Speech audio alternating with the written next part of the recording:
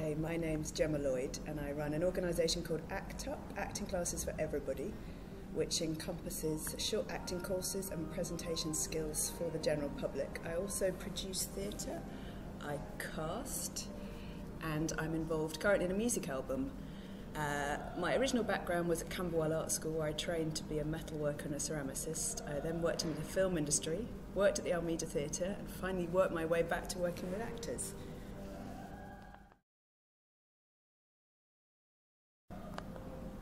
Right now I'm currently working on 6 different plays, which leaves my friends up in arms with how much energy I must have. Very, very different plays. Some are coming to the foreground very quickly. One's in association with the Soho Theatre, that's working within a school with Simon Usher, the director. Simon Stevens is going to be writing it, and that's probably what I'm really jumping on right now. I'm also involved in a play written by Shobha Kapoor and Yvonne Wanderer, which is about Victorian trapped women in a brothel, which is keeping me occupied a lot at the moment. And the music album is involved with a school in Bromley, which is getting closed down, and that's involved with people like Roots Maneuver and Dells and Ghost Poets. So it's keeping me very busy at the moment. So the play I'm working on with Yvonne and Shobha is new written by them. It was written about 3 years ago and it's in development at the moment, and we keep whipping them into shape with it. Its working title is Bordello, and it's set in Victorian England, possibly London, and it's about the entrapment of black and Asian women at that period. We want to keep it very short, very tight. It's open up for debate. We're actually going to be workshopping with real live working women, and we're going to put it on the fence, so it's going to be up for debate. And it's going to be directed by a woman called Marie McCarthy, who was an actress who's a genius director. And we want to keep it, as I say, to an hour. We want to do it site-specific, so it's going to tour around London, so we're literally going to knock on the city gates of each borough, see who will have us, keep the tickets low, and attract new audiences, and I say, open it up for debate and make the play everybody's.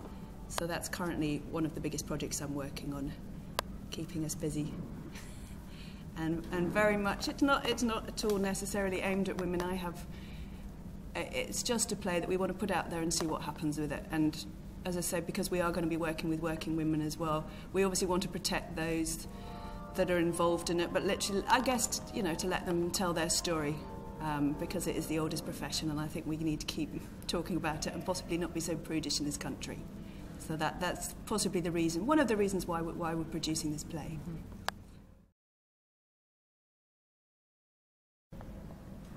Okay, I think as a woman working in this industry, I guess I haven't really noticed any suffering, if you like, because I am a woman, but I guess other people might look upon me and think things have happened in the past. I admit, when I worked in the film industry, there was definitely a lot of a sort of macho, I mean, that comes part and parcel with working in the film industry, and I guess it slightly got to me. I did feel like I was slightly treated like the little girlie. And that wasn't all just in my head, that was big observations.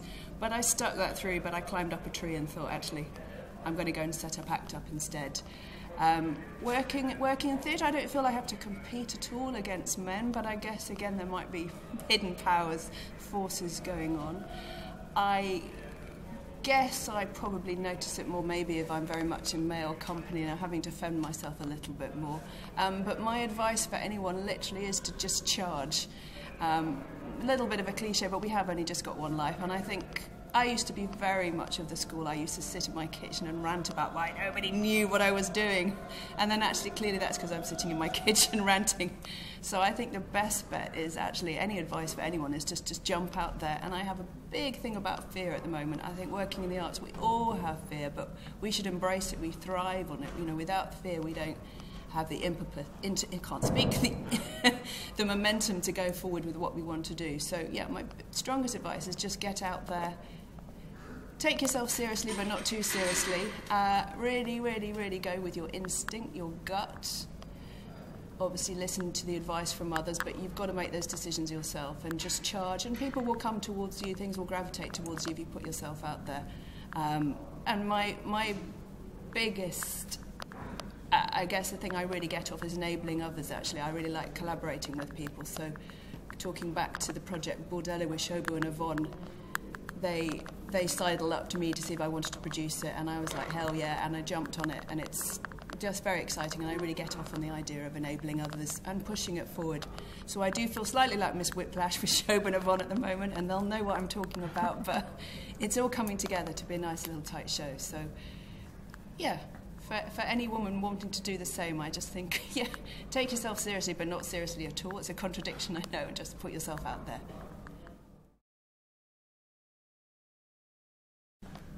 Theatre today, actually, again, it's going to sound a bit of a cliche, but I think it's an absolute golden era for theatre. For anyone that tells me there's nothing going on, that's talking absolute nonsense. I literally go and see about 3 or 4 shows a week, and I can't get enough of it. And the magic of theatre will always be there for me. I mean, I know so many tricks of the trade, so many people within the industry, but actually every time I go and see a show, hands on heart, I literally am as excited as a kid again going to see something, and I'll embrace the whole thing. I would say the dark side of theatre is still very much attracting the same sort of audiences, and that's another reason why I set up ACT UP. It was deliberately to get the education up front, so that everybody owns theatre. For me, it's crazy. I guess going back to Shakespeare's time, it very, you know, it was the visual means. It was what we all had to do because there was no other real form of entertainment.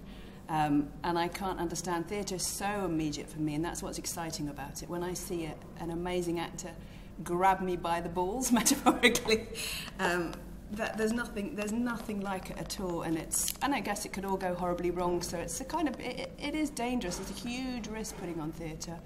I also like the fact that it's over in a second. So you know, you put all your heart and soul into a project, and then 3 weeks later, 4 weeks later, it's gone, and it won't be revived. And I think there's something incredibly exciting about that, and you move on. And I guess you just do as much as you can, you know, to your ability at that point, and you push everybody, and particularly as a producer, I guess it is the invisible professor. You push everyone together, make it happen. So, yeah, theatre is just extraordinary at the moment. I guess my big wish for it is it was just a bit more exclusive and done for the right reasons. I do admit that I'll go and see things and it is just equivalent of me in the audience, I admit that. And it seems to be very much in-house, doing it for themselves. So I guess I'm very aware to really, really push everything so it's available to everybody. So that's my big dream with what I'm doing right now. Yeah, I think theatre of the future, I think it will become more inclusive because we've got more means to get hold of technology very quickly. So everybody's enabled themselves now to make a piece of theatre wherever. I think there's a definite trend coming more for community theatre. I don't particularly like that word, community. I find it slightly patronising. But I think this idea of, I guess, what's happened with Michael Sheen's piece very recently, that's really hits a spark, and there's a lot happening now encompassing everybody. And I guess that's, again, like the old school mystery plays. I do think I'm a big believer in embracing everything that's going on, embracing new technology, but never forgetting the past, never forgetting the pure essence of theatre. So I think to make it gimmicky for the sake of gimmicky, it's a bit like the dad dancing syndrome. I think we embrace everything, but we keep to, I guess I keep going back to gut instinct, but that's really what we need to be about. But I think the trend for theatre, I'm hoping it seems to be, I mean, because of the recession, the ticket prices are still creeping up. It's becoming more exclusive because it's incredibly expensive to go. So I'm hoping that to break down those barriers so that everybody does get involved. So there's site-specific theatre, there's the flash theatre, so you literally could create something. I'm also involved in a piece with a good friend and a writer, and it literally is depicting a young guy's life in South London for 30 minutes. So that's a very short piece which we're going to trailer onto a larger piece. A bit like the old school when you went to the cinema and you watched a double bill. I'm very keen on pushing that, so you go and see 2 short plays together. So I think the essence of that is creeping in. So I'm possibly predicting the future, but I guess more community-based theatre, much more flash theatre, much more enabling theatre, just because you can do it maybe in people's lunch hours. I know that the Bridewell has always done that. So I think that's creeping in. And I guess to cut down the snobbiness of it, because it's definitely there, and the fear, so people don't have the nerves to go into theatre. And actually, I think, you know, it's all right to go and see a play and possibly not enjoy it. You're still going to get something from it. So, yeah, and the technology, I mean, there's obviously companies that are really embracing that. I mean, the Worcester group, you know, in New York were doing it a long time ago. A bit like the Lloyd's building, sort of exposing the theatrical making but putting it on outside. I'm interested in that as well. I keep, you know, going back to ACT UP as well. It's never to destroy the magic, but really open up the industry and let people know from the beginning.